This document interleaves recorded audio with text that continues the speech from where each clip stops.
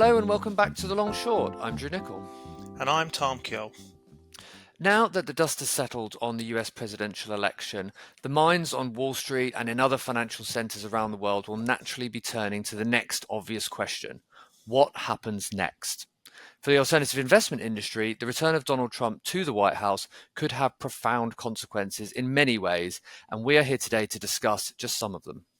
Well, first and foremost, victory for the Republican Party will set a leadership change at government agencies, including the Securities and Exchange Commission and the Commodity Futures Trading Commission.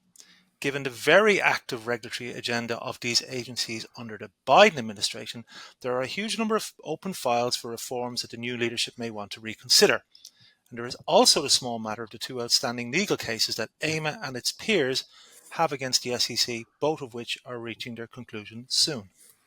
And on top of that, there are also questions around how a Republican-controlled Senate and maybe also the House of Representatives will affect the regulatory agenda and lawmaking for financial markets. To get into all of this, we have the perfect guest dialing into the Long Short studio from AIMA's Washington office. Yes, we do. Daniel Austin, as you will recall, is head of U.S. Markets Policy and Regulations. We very much welcome him back. And Joe Engelhard is head of Private Credit and Asset Management Policy for the Americas at AIMA. Welcome to the Long Short. Thank you. Thanks, guys. So, first things first, all's fair. Congratulations to both of you for predicting the results. I think, Joe, you got it absolutely spot on. Daniel, almost. Some question marks around what a triple and double flip is, I should say.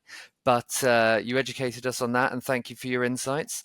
I can only hope that your Polymarkets accounts are looking particularly healthy this morning. Based on that intel, I guess being on Washington has its advantages.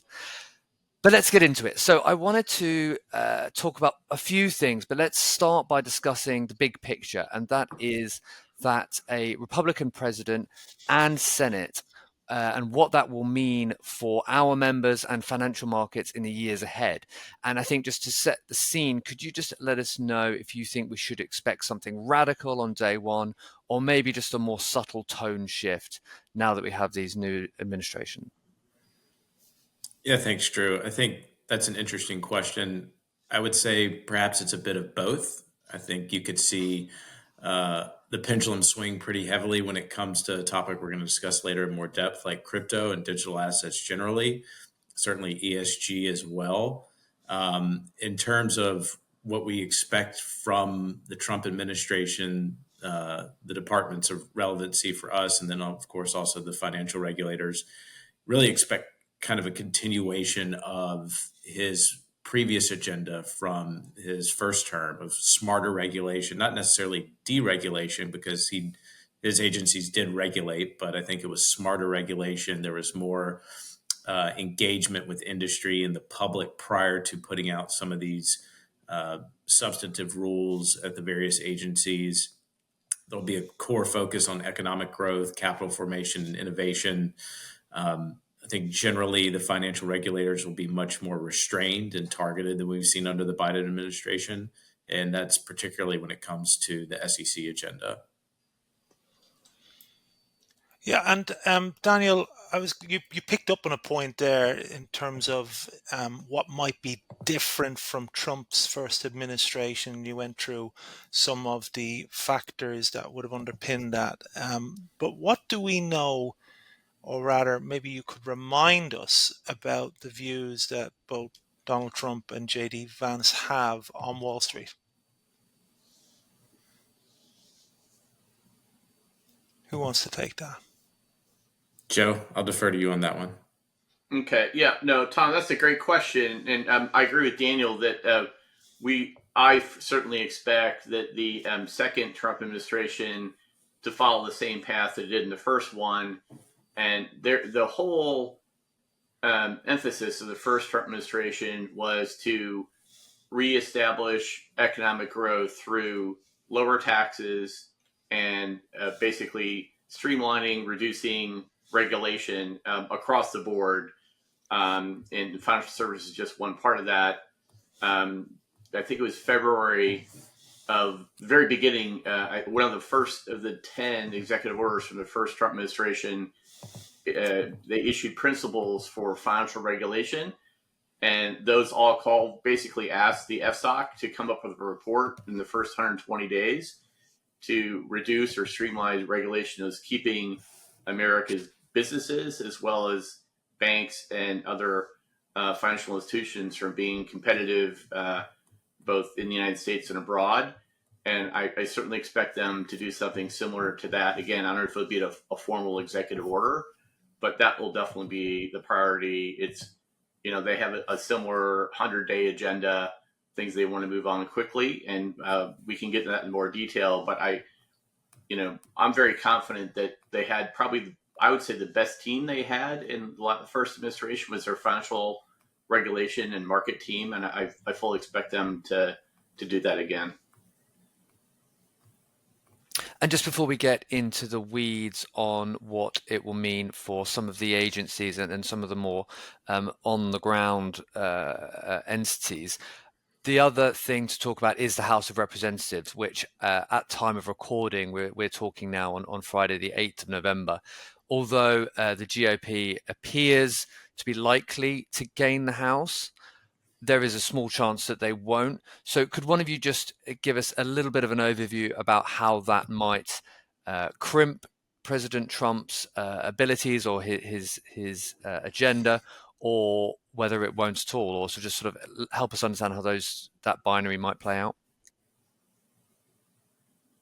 Joe correctly called the Republicans taking the House, so I'll defer to Joe on it, and then I'll supplement with anything that he may miss, but I think he'll cover it thoroughly.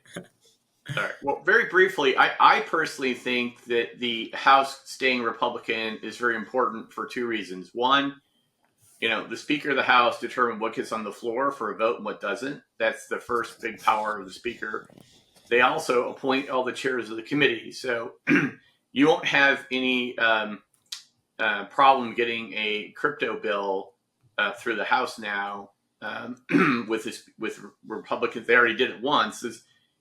For the last 2 years, Republicans have controlled the House, and a number of bills have been passed, but then they die in the Senate. So I think we can, if Democrats had taken over the House, none of those bills would be going over to the Senate for passage, they would be very different if they did. So this will just supplement and make it easier for Trump to carry out his agenda.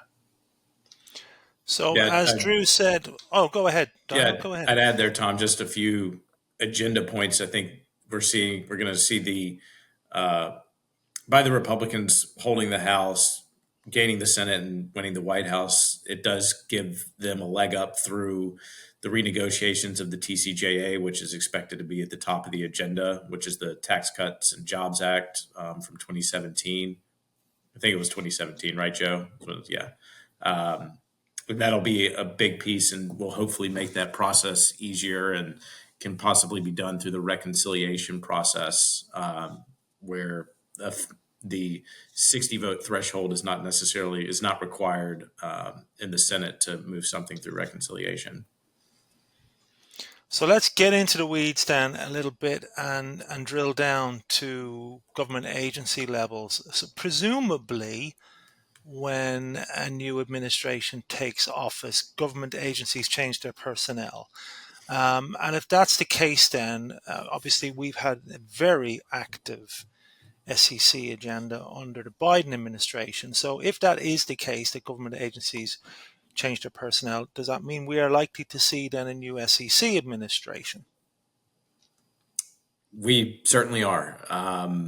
It's common for when there's a change in administration for the chair to step down. Looking back, the last two chairs of the SEC, Jay Clayton, he stepped down as chair in December of 2020 after Biden won. And then Mary Jo White stepped down in January of 2017, I think the day of when Trump was first inaugurated. So there's certainly going to be some turnover there. There was the rumor, I don't know if that's kind of dissipated at this point, of Chair Gensler sticking around as a commissioner through the end of his term into next summer. and not necessarily serving the chair's role. That would be quite unprecedented. I don't think that will necessarily happen. But come January 20th, we'll see an acting chair, Purse or UETA, at the SEC, and kind of a similar turnover at the other regulatory agencies, like at the CFTC that was mentioned at the outset. And then you will see President Trump nominate a permanent chair, and that could be a Purse or UETA. And I know we're going to get into some names a bit later, but that's typically the turnover process. And then, of course, usually the division directors are appointed by the chair. So we would anticipate that the division directors at the SEC, we'll just use that as the example, to probably step down or stick around for a short period of time before their replacements are named. Right. Helpful. Thank you. Yeah, I could just add a few, I think, important things for our members. The first, and at least in my mind, one of the most important sea changes that we'll see is that, Gensler and his team basically had a real animus towards private markets, a suspicion of private markets. So, that will be over. I think the whoever the new SEC chair is will be much more favorable towards private markets. And then secondly, even though thanks to some of our court victories, some of the most onerous parts of their regulatory agenda have been thwarted, but they've largely carried them out or continue to work on them through enforcement. And I think the new SEC chair, one of their top priorities will be cabineting that in and some reasserting control over the exams to make sure they're not doing through litigation what they should be doing through regulation. And can one of you just help our listeners who maybe are less familiar with the individual commissioners, just give us a sense of how they might differ from the current leadership? Because I know that Commissioner Ueda very tactfully avoided some questions he received when AIMA hosted him in Hong Kong recently. There was some quite cheeky questions about what he might do under the circumstance that now has come to pass. But of course, these are very pertinent questions about what they might do, either as interim or as future chairs. Can you just give us a little bit of a flavour about their personalities as much as you're able to, or at least their beliefs? I mean, I'll start with just a general statement. Typically, when there's an acting chair, they usually aren't that active because in some instances, the acting chair may want to be nominated to be the new chair, and they don't want to make any moves or take any actions that would otherwise harm that chance of being nominated or confirmed to be a permanent chair. So it really does remain to be seen how an acting chair, Purse or UETA, or at the CFTC, an acting chair, Mersinger or Pham, carries out their duties in that role up until either they are confirmed as the chair or a permanent chair is nominated and then confirmed. Joe, So any what predictions? happens then to the outstanding regulatory proposals then? I mean, we have the predictive data analytics proposal for one example. We expected that to be withdrawn and reproposed. But what happens to all of these proposals that have been out there? Tom, that's a great question. And, we're just in the beginning process of analyzing that. And I think you can think about it in three buckets. I can talk about the first two, and Daniel can add to that. And definitely Daniel should talk about the third bucket. The first bucket is the rules that, had been proposed but not finalized. And predictive analytics falls into that bucket. Cyber outsourcing, there's a number of those. We would expect the whoever the Trump appointee, or even maybe the acting, obviously wouldn't act on those and would eventually withdraw them. So I think those are probably the easiest to handle. The second bucket are ones that have already been finalized, and there's going to be there's already a huge wave of interest in, from the banking community, from the alternative investment community, from corporations on things they want to fix. And so I think it'll be a fight amongst different industry sectors to try and get their priorities for reform through quickly. And then the third, and probably the most difficult bucket, is the ones that are in litigation. So I'd love to hear what Daniel thinks will happen with that. Yeah, before we talk the litigation point, just to add some more context around what Joe said about the proposals being withdrawn.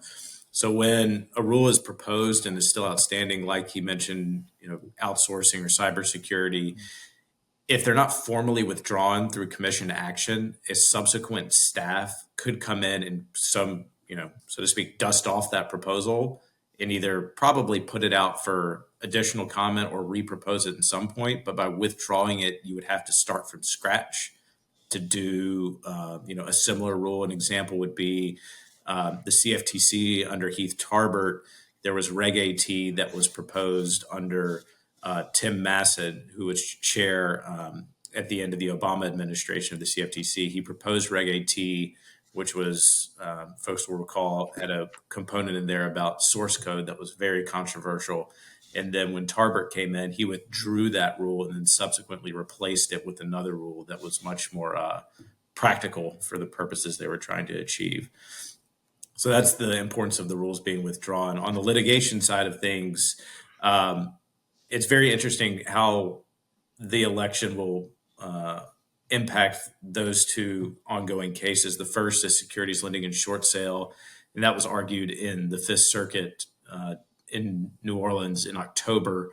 We expect a decision there from the panel probably in Q1 of next year. It's unlikely we'll receive something by the end of this year, and therefore prior to the January 2nd compliance date to the short sale rule.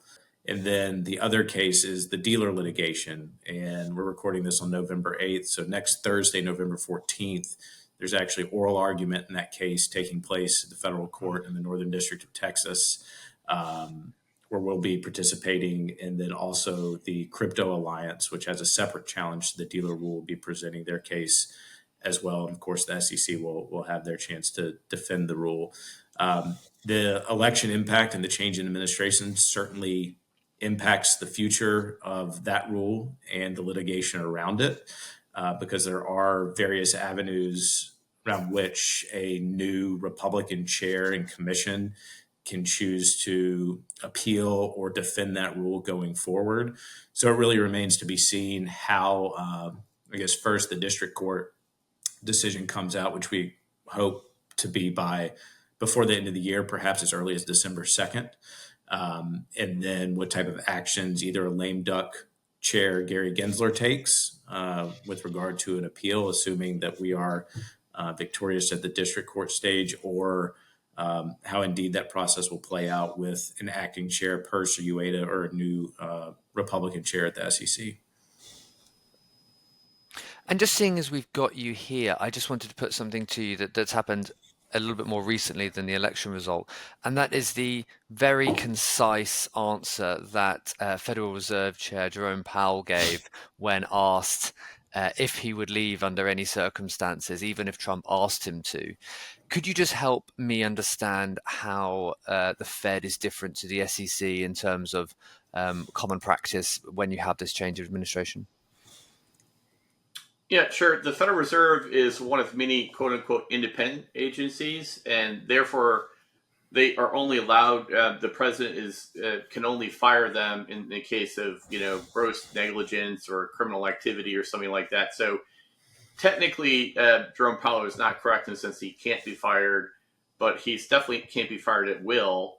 So I think that's what he means by that. I don't think anyone's going to expect the type of behavior out of him that would justify or authorize the president to fire him. But probably more importantly, in the big picture for the Federal Reserve, independence from political pressures is key to their success and being able to influence markets. So, they've always taken the view that at a macroeconomic level, their job is to meet the twin goals of their founding, which is, high employment and steady inflation, so a 2% inflation target.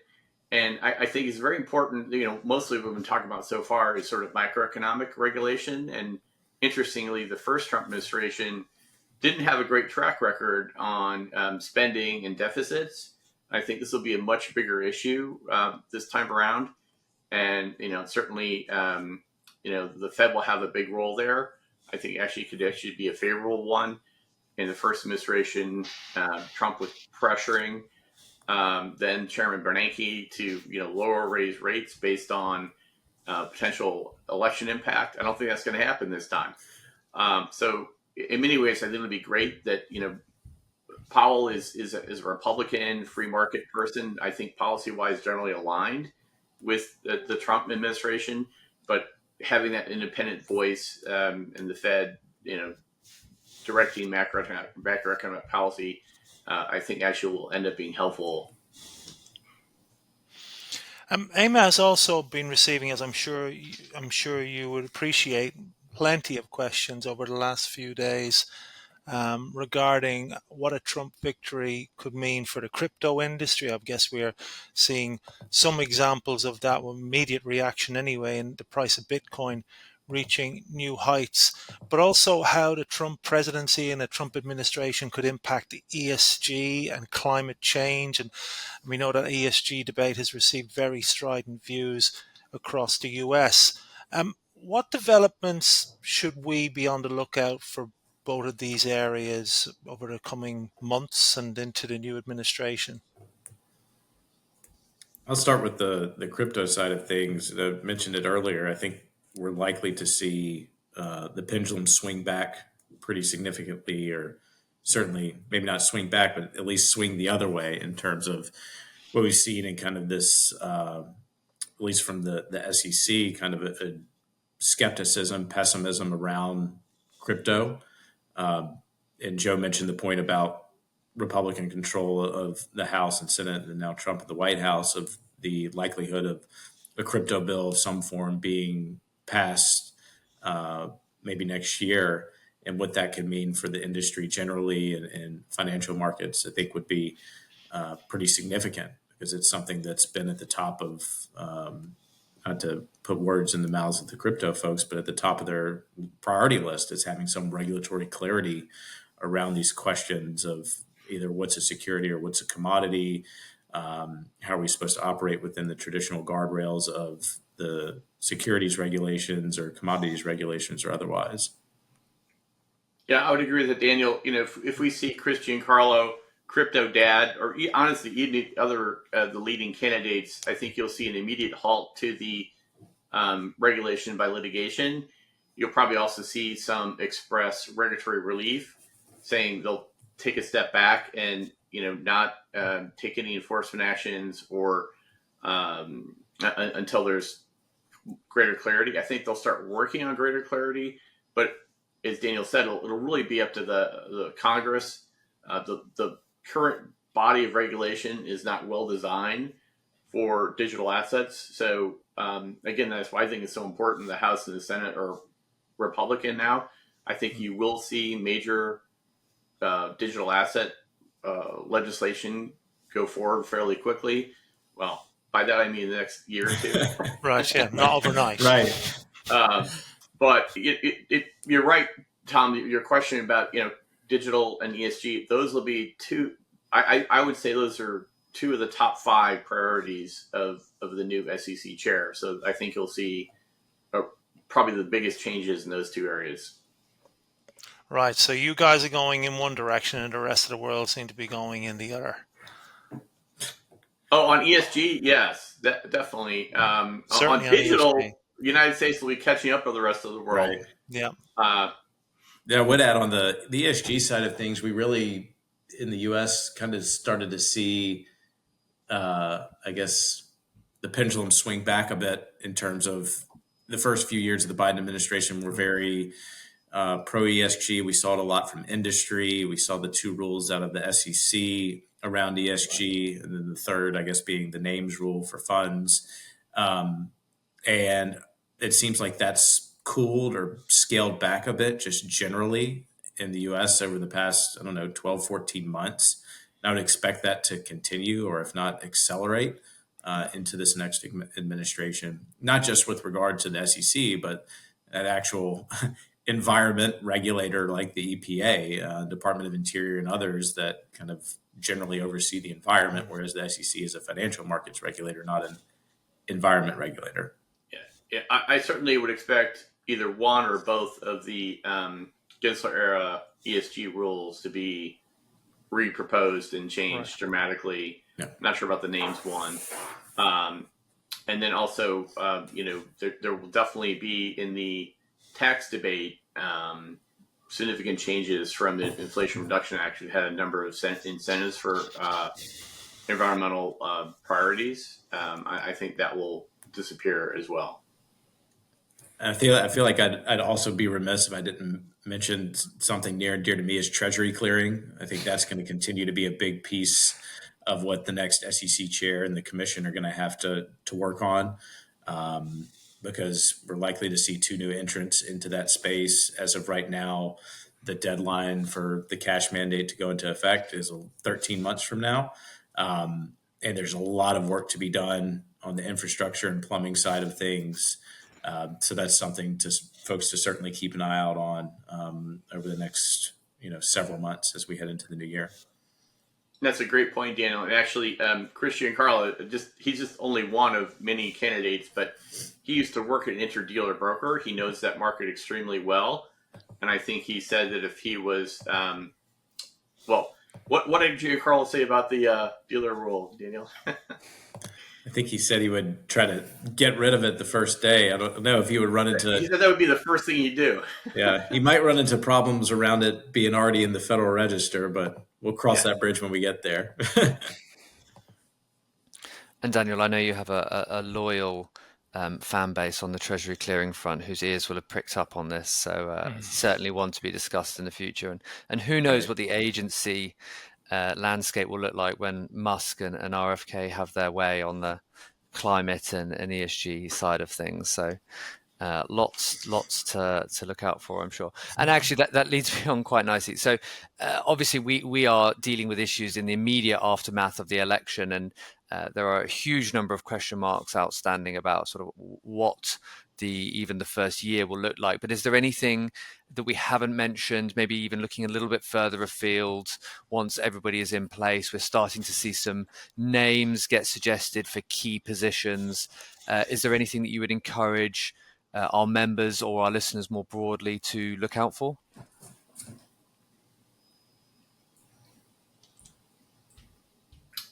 Oh, Daniel, I don't think the key the names that have been bandied about so far for the SEC, in addition to Giancarlo, which I already mentioned, Paul Atkins, Dan Gallagher, Mark Guetta, in addition to being acting, could become the full time chair. Dan Gallagher, Elad Roisman, all those I think are very similar in terms of their policy priorities. Maybe a little bit, the priorities, will we come first or second might be a little bit different. But in general, they're all very pro private markets. I can't think of a potential nominee that wouldn't be much more favorable to our industry than the current chair. Well, we are still very early days, even in advent of the news of President-elect Trump. But as always, the team at AIMA will be digesting every twist and turn in the run-up to his new administration and beyond. Absolutely. And before I let you both go, where can members consider going for more information on this? I believe there is a webinar for members where a much more erudite host than me and Tom will be able to ask all the pertinent questions.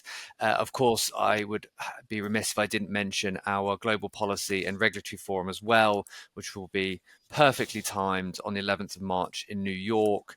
And there are all sorts of other resources that will give more details on a lot of the topics we've discussed on the AIMA website.